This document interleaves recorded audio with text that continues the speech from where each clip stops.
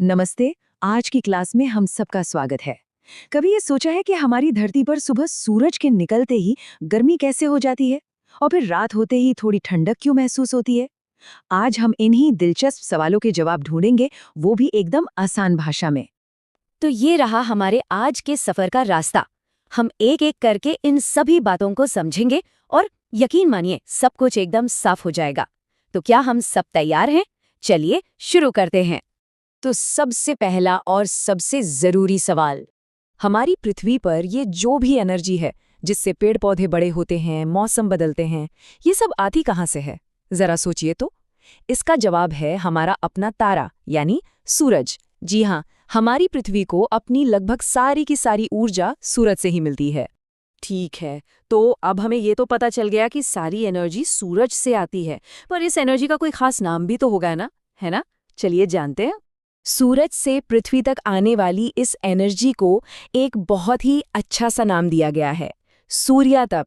अंग्रेजी में इसे इंसोलेशन कहते हैं। हम सब इसे सूरज का भेजा हुआ एक एनर्जी का तोहफा समझ सकते हैं, जो छोटी छोटी तरंगों या लहरों के रूप में हम तक पहुंचता है।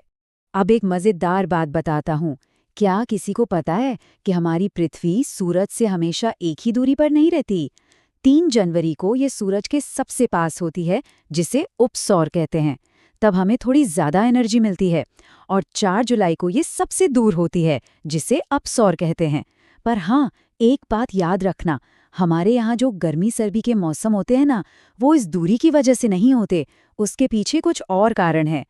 अच्छा, एक और बात, धरती पर हर जगह एक जैसी गर्मी क्यों नहीं होती?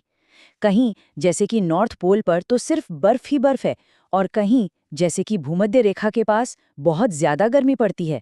ऐसा क्यों होता है?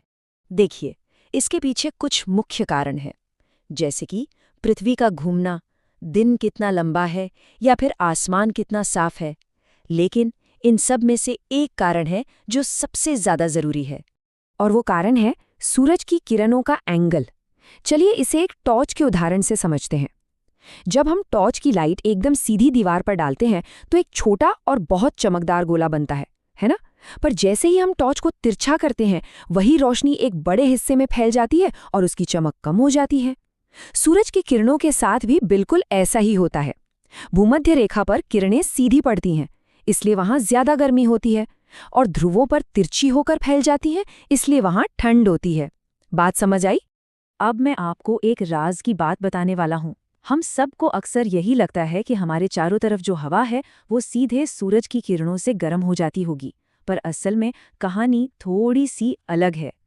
असल में होता ये है कि सूरज की किरणें पहले जमीन और पानी को गर्म करती हैं, फिर हमारी गर्म जमीन ठीक एक गर्म तवे की तरह अपनी गर्मी को वापस ऊपर की तरफ छोड़ती है।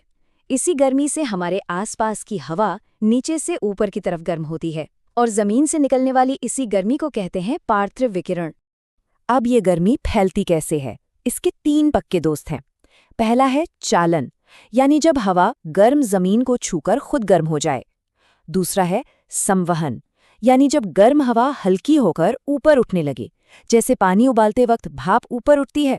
और तीसरा दोस्त है अभिवहन, मतलब जब हवा बहकर गर्मी को एक जगह से दूसरी जगह ले जाती है, जैसे गर्मियों में चलने वाली लू।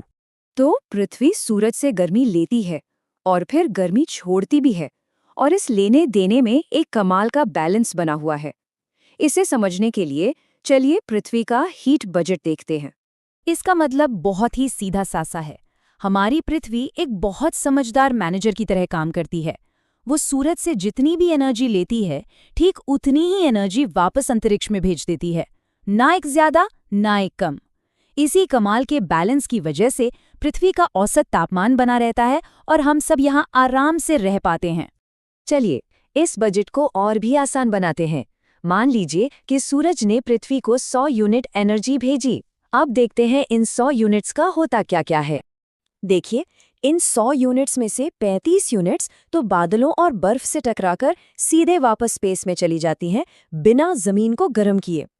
बची हुई एनर्जी में से 14 यूनिट्स को हवा सोख लेती है और 51 यूनिट जमीन तक पहुंचकर उसे गर्म करती हैं, और बाद में यही 51 यूनिट्स अलग अलग तरीकों से वापस अंतरिक्ष में चली जाती हैं। हो गया ना पूरा हिसाब बराबर?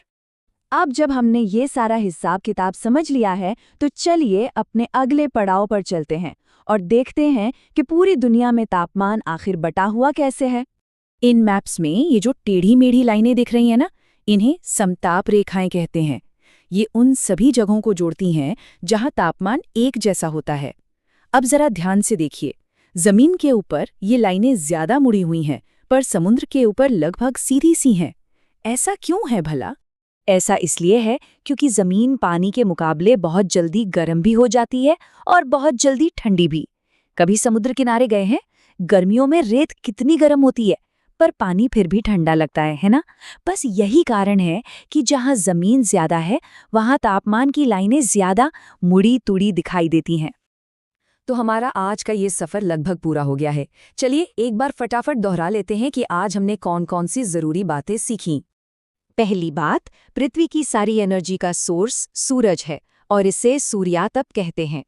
दूसरी बात, हवा सीधे सूरज से नहीं बल्कि जमीन से निकलने वाली गर्मी यानी पार्थिव विकिरण से गर्म होती है।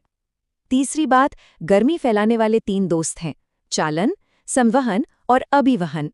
और सबसे जरूरी बात, पृथ्वी आने और जाने वाली गर्मी में एक बैलेंस बनाकर रखती है जिसे ऊष्मा संतुलन कहते हैं। और अब जाने से पहले एक सवाल सबके लिए। हमने देखा कि पृथ्वी का ये हीट बैलेंस कितना जरूरी है।